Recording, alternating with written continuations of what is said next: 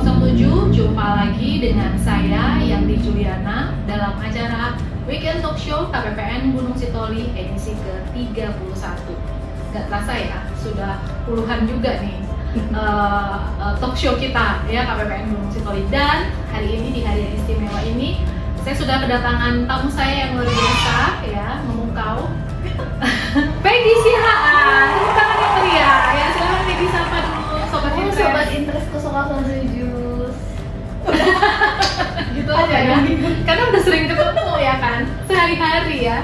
Beliau ini adalah tokoh ya, tokoh terkemuka di KPPN Gunung Sitoli. Sekarang di Kepala Seksi KHKI ya? Iya, verifikasi akuntansi dan kepatuhan internal. Iya, jadi satker stakeholder baik pusat dan daerah sudah sangat mengenal ya Ibu Peggy ini, karena dia sebagai financial advisor. Baik, Peggy, saya ini mengundang Peggy ya di edisi yang sangat spesial karena sudah beberapa edisi sebelumnya saya tuh membahas tentang kebiasaan yang membuat kita menjadi lebih efektif ya, Stephen Covey. Sebenarnya awalnya Pak Stephen ini, Pak Covey ya, itu buat namanya Seven Habit ya, Seven Habit. Tapi kemudian hari dia mungkin dalam prosesnya pemikiran dia ya, dia menambahkan satu habit terakhir. Jadi sekarang ini udah 8 habit ya, 8 habit menumbuhkan kebiasaan yang efektif. Mungkin kita bisa rewind dulu ya sebentar sebelum kita masuk ke kebiasaan terakhir ya. Kebiasaan terakhir biasanya puncaknya sih. Ibaratnya kalau lagi perguruan silat ini udah kita terakhir nih ya. Ini udah jurus terakhir. Jurus terakhir. Oke, saya lihat dulu ya. Nah ini dia. Oh sorry. Yang pertama itu yang udah kita bahas tempo hari itu proaktif ya. Jadi proaktif, bagaimana kita mengambil inisiatif ya. Lebih dibandingkan orang-orang lain. Kemudian yang kedua, begin with end mind. Jadi kita memulai sesuatu itu memikirkan akhirnya apa, tujuannya apa, sehingga kita mungkin lebih termotivasi atau lebih terdorong ya untuk mencapai visi dan misi kita. Kemudian put first thing first. Ini bicara tentang prioritas ya, gimana kita membuat time management yang baik sehingga kita fokus sama hal yang penting terlebih dahulu gitu. Kemudian yang keempat itu think win-win ya, ini kaitannya dengan orang lain. Jadi kadang-kadang kan kita pengen dalam setiap diskusi atau negosiasi kalau kita menang tuh kayaknya puas ya. Nah padahal kalau kita mau sinergi dengan orang lain, berkolaborasi, kita sebaiknya berpikir menang-menang gitu. Jadi kita senang, orang lain pun bahagia kayak gitu ya. Kemudian yang kelima itu seek first to understand. Jadi baiknya kita berhubungan dengan orang lain sebelum kita dipahami, kita terlebih dahulu berupaya untuk memahami orang lain gitu ya. Kemudian synergize itu tadi ya, dari think win-win, kemudian seek first to understand. Yang keenam itu bersinergi, bagaimana kita membangun sinergi. Jadi intinya kalau sinergi itu bukan kerjasama, bukan 1 tambah 1 sama dengan 2 gitu, tapi 1 tambah 1 bisa jadi 5, 10, bahkan mungkin 100 atau 1000 gitu ya. Jadi luar biasa kolaborasinya. Nah, yang terakhir kebiasaan yang ketujuh itu sharpen the soul ya, artinya mengasah gergaji ya. Bagaimana kita mengasah potensi kita, bakat kita ya, kompetensi kita supaya lebih tajam lagi, supaya bisa menuju puncak mungkin. Dan sekarang ini puncaknya ya, yang ke-8 ya. Jadi kebiasaan yang ke-8 itu yaitu listen to your voice ya, temukan suara Anda dan ilhami orang lain. Kalau saya bilang temukan suara Anda, kira-kira Peggy bisa menebak suara apa maksudnya? Suara sopran atau suara alto? Atau suara dalam pemilu? Maksudnya apa nih kira-kira kalau bicara temukan suara Anda? Lebih ke ini kali ya,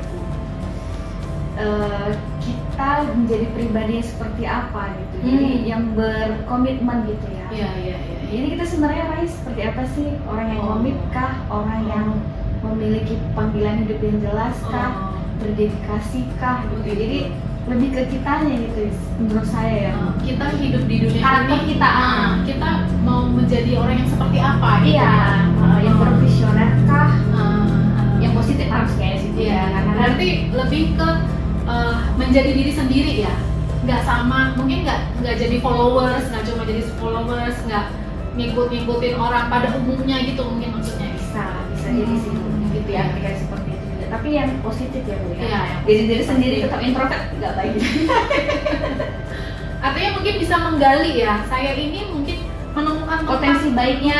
menemukan tempat saya ini di dunia ini ya. Iya. Dalam lingkungan saya ini saya posisinya sebagai apa sih gitu, manfaatnya apa Iya, gitu iya, ya iya. mungkin Dan ya. harus bermanfaat ya. Peran saya yang spesifik yang unik di dunia itu apa gitu, Iya. mungkin kayak gitu ya. Di dalam kayak gitu. Ya. Saya lebih filosofi banget guys. Filosofis ya.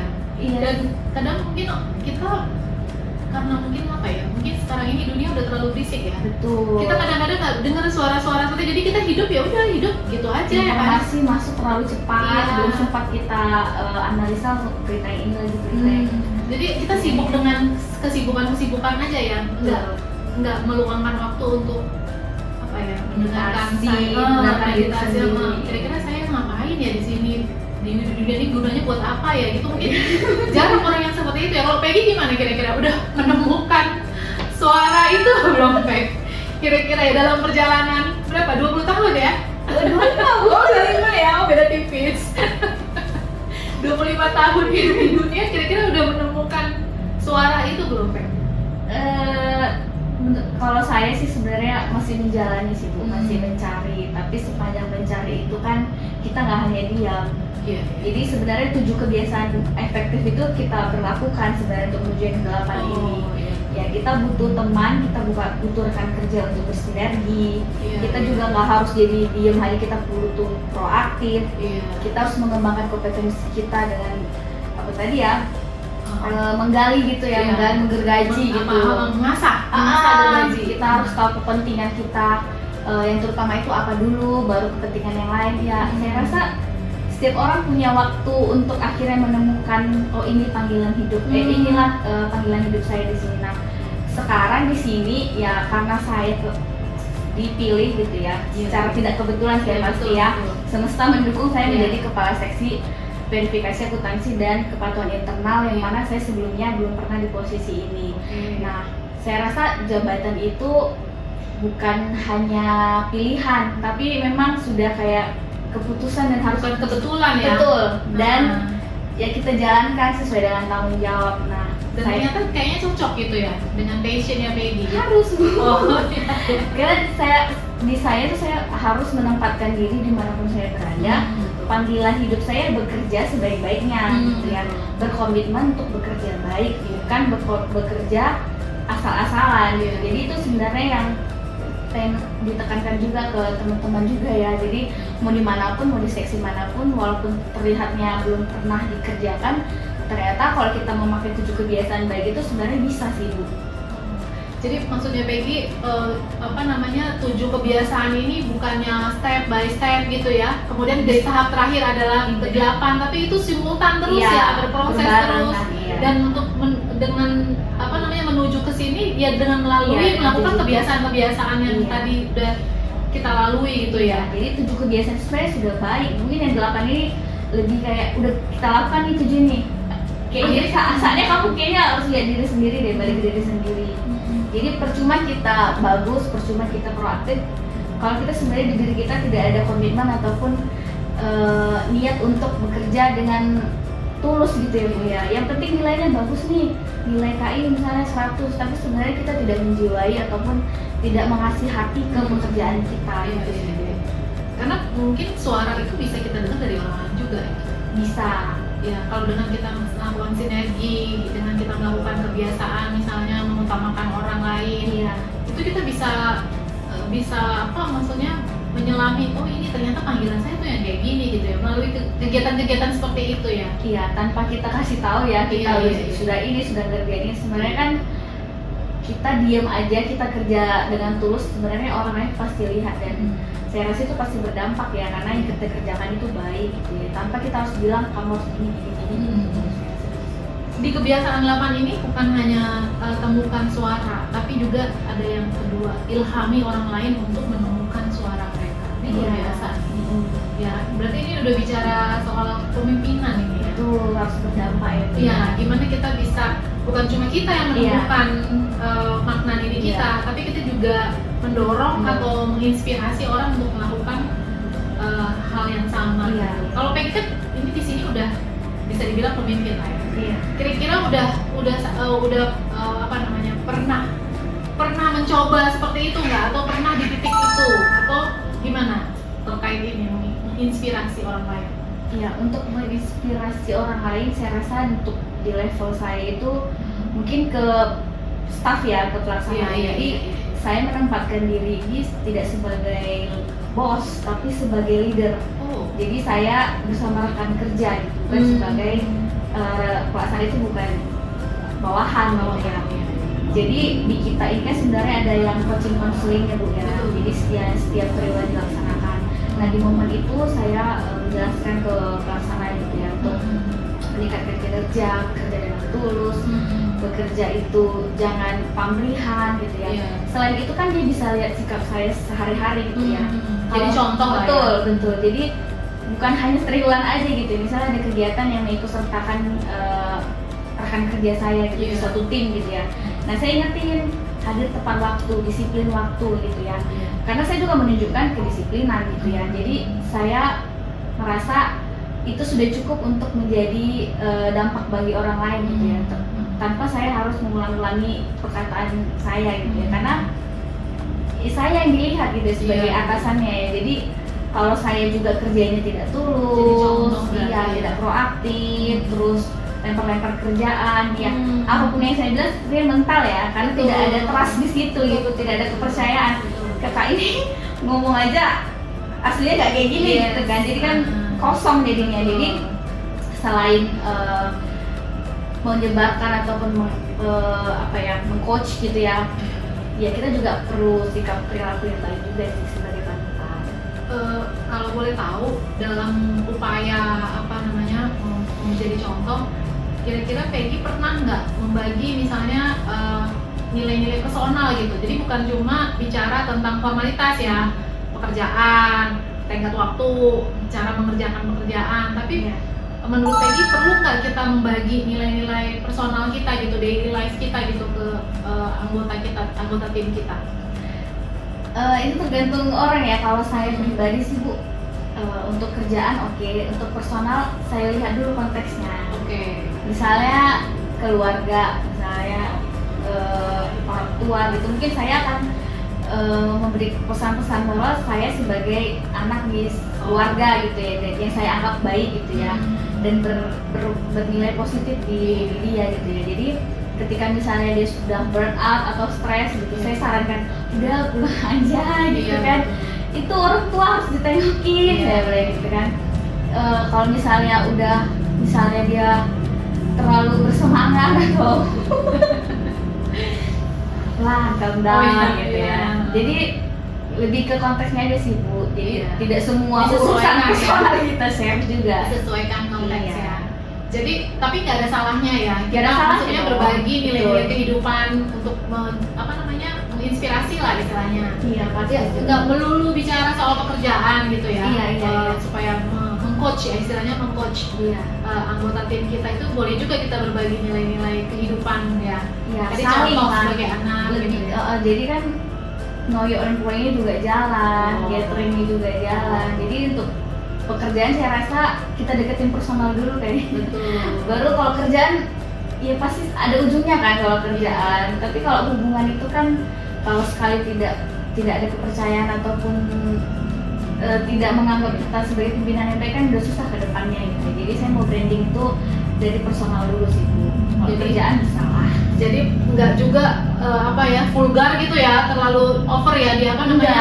Jadi memang harus pinter-pinter ya, kita sebagai ketua tim itu harus pinter-pinter gimana caranya bisa masuk ya kan. Lihat situasi juga gitu ya.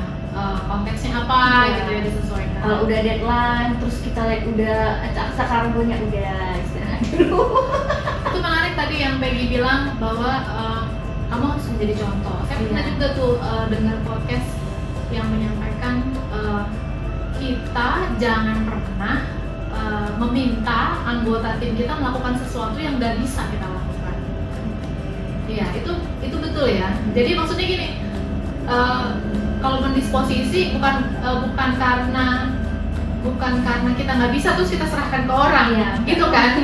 Tapi kita tahu cara mengerjakannya, baru kita ini kerjaan silakan dikerjakan. Kemudian kita tahu bagaimana cara menyelesaikannya, gitu. Jadi bisa mengarahkan. Iya, iya betul.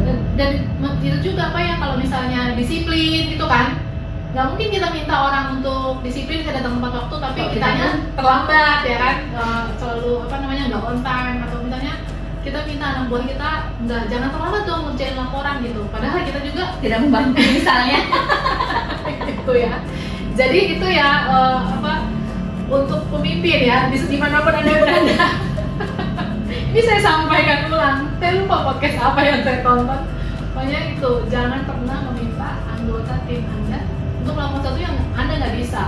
Ini kadang-kadang kita asal perintah aja, aduh kok nggak tahu nih caranya.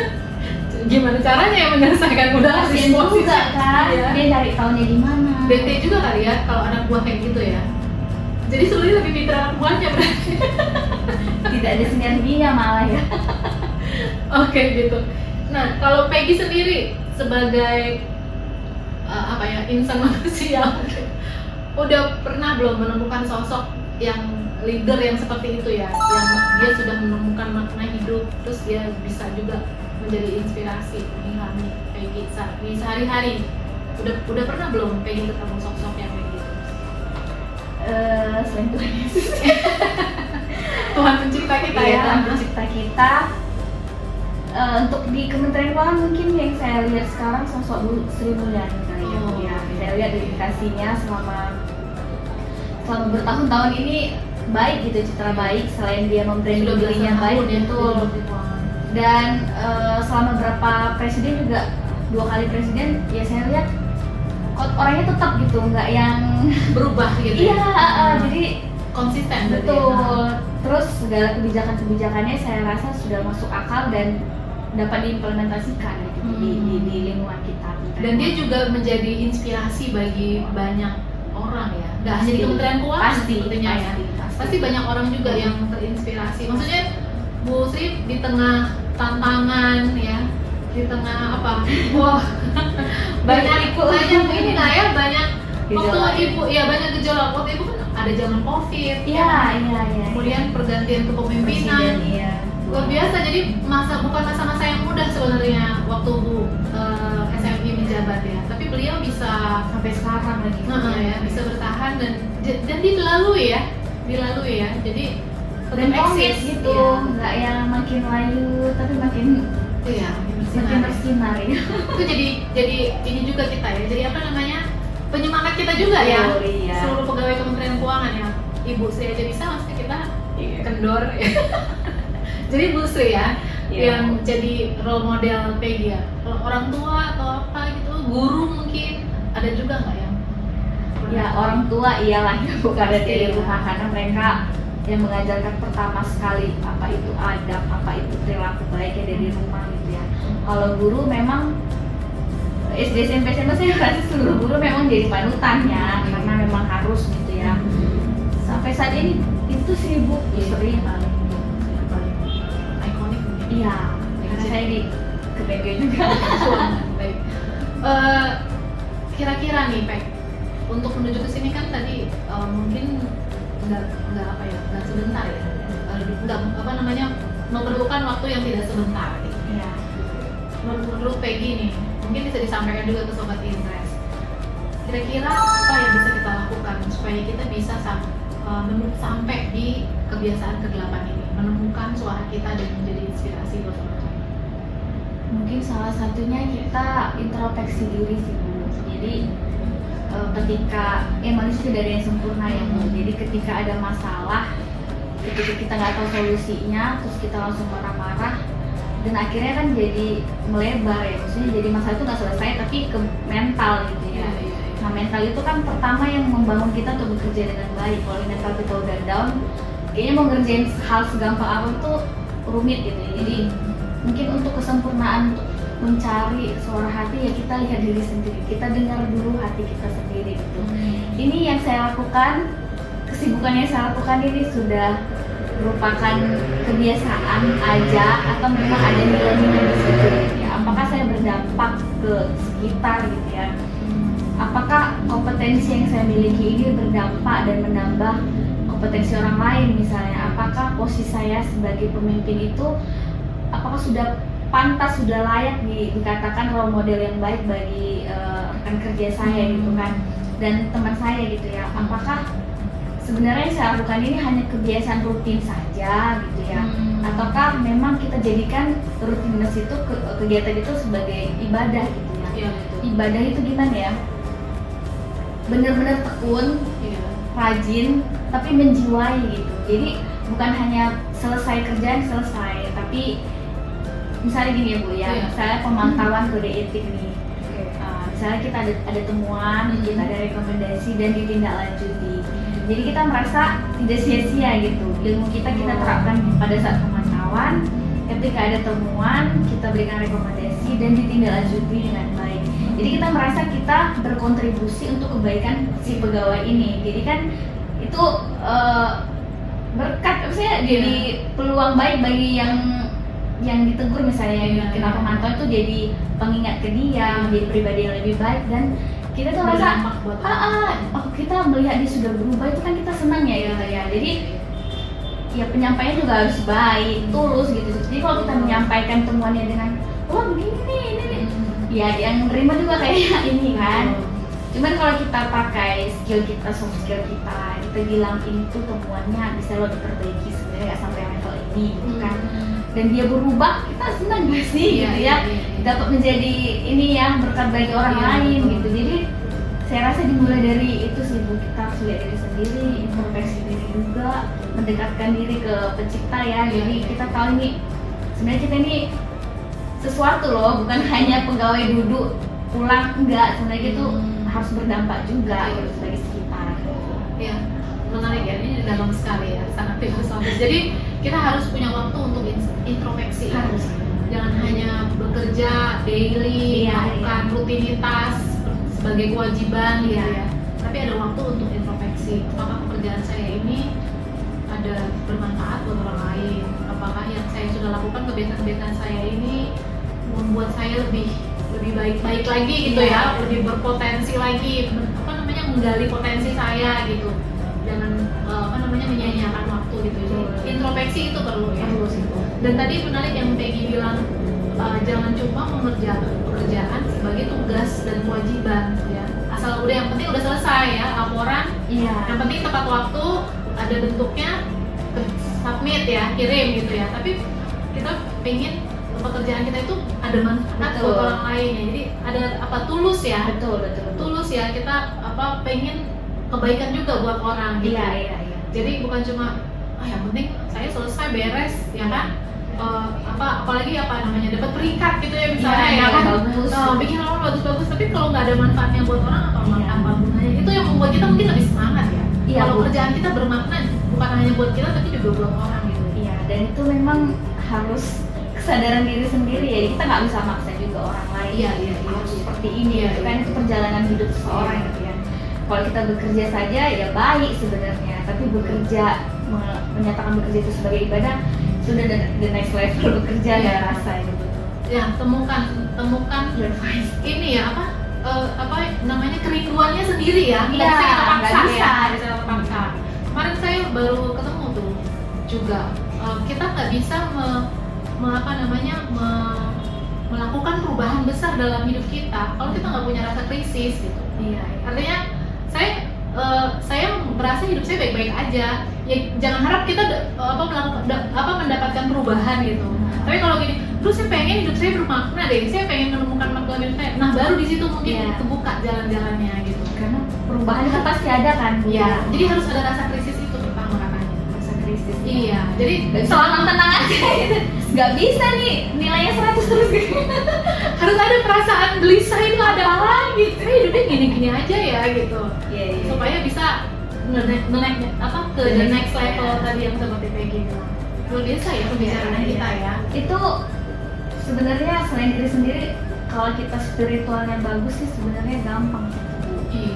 Karena kan yang kontrol diri kita kan selain diri kita ada Tuhan. iya itu kalau kita mendekatkan diri Iya. itu kayaknya mau seberat apapun, seperubahan ekstrim apapun, kalau kita percaya ini ujungnya ada kok sebenarnya gitu. Cuman Iya. yang mau dilihat itu sikap kita gitu. Betul. Ini kerjaannya tiba-tiba deadline, orang pusat minta jam 8 malam nih, kita Iya. udah di rumah. Sebenarnya wajar nggak sih kita marah? Iya. Tapi iya, itu manusiawi. Itu betul. kan emosi itu diciptakan Tuhan ya, memang Iya. ada tujuannya gitu kan. Tapi setelah marah apa? Nggak ada gunanya ya. Iya, nggak ada manfaatnya ya. tenang dulu kan Iya. pasti. Tenang dulu dikerjain. Ya nggak selesai hari ini, aku mau dibilang. Iya. Betul. Jadi kita udah kerjain semaksimal mungkin gitu. Daripada kita marah, kita diam, kita keluar misalnya mengundurkan diri, yang penting dikerjain, niatnya tulus, ya kayaknya pekerjaan itu pasti ada selesainya, ada ujungnya lah. Iya. Dan mungkin kejadian itu alat untuk melatih kita nggak sih? Betul. Mengubah kita jadi lebih lebih sabar ya kan, Iya. lebih tenang gitu. Jadi dia kejadian-kejadian kayak gitu tuh ada untuk mengubah kita, Iya. karakter kita jadi lebih baik gitu. Kayaknya harus banyak kejadian dulu nih baru kayak terbentuk nih gitu ya. Iya betul. Jadi slow aja ya. Jadi udah kejadian ketiga, oh gini. Karena nggak ada manfaatnya juga kalau kita marah. Yang ada mungkin penyakit ya, darah tinggi, Iya. kolesterol, Mental, mental health. mungkin marah boleh, khawatir boleh, takut boleh, tapi tenang gitu nih, nggak kepala mengumbar-umbar. Iya. Kok gini sih? Ini ya udah marah oke, nggak apa gitu kan. Kecewa boleh, oke gitu. Tapi tenang gitu. Iya. Itu sih semakin dewasa umur harusnya sih udah di level 8 ini ya gitu ya. Yang indah. Iya, berarti butuh ketenangan ya, meditasi, introspeksi Iya, gitu ya, iya. nggak buru-buru melalui kehidupan, pokoknya heboh gitu ya. Kan memang kita sekarang tergoda mungkin untuk hal-hal seperti itu ya. Yang cepat, semua Paling instan, cepat ya, semua instan, banyak kegiatan, banyak aktivitas, semuanya mau dikerjakan gitu. Akhirnya nggak tahu maknanya apa ini. Iya, iya. Nah ini yang mungkin kita harus pinter-pinter ya. Iya, dan kita juga Mencari waktu. bekerja Senin sampai Jumat ya, Sabtu Minggu mungkin kita bisa santai. Iya. Sambil merenungkan ya. Iya, Kira-kira pagi-pagi misalnya apa? Iya. Berdoa dulu ya, sembahyang dulu Berdoa. ya, mencari tahu kehendak Tuhan. Luar biasa. Ada banyak waktu lah, Betul. 24 jam masa Pasti ada waktu diluangkan. Iya. Baik, luar biasa sekali Peggy pembicaraan kita yang begitu dalam. Semoga tidak hanya berdampak buat kita berdua, Semuanya. tapi juga untuk seluruh Viewers. penonton Interest 007 dimanapun berada ya, baik yang ada di seberang sini atau yang ada di seberang sana. Aduh. Karena Pulau Nias ini ternyata kepulauan, Peggy. Oh iya. Ya, jadi jangan cuma Pulau Nias saja. Tapi ada banyak ya di pulau-pulau yang lain ya. Pulau asli. Atau mungkin sahabat-sahabat kita, bukan hanya sobat Interest 007 tapi Interest yang lain-lain ya. Betul.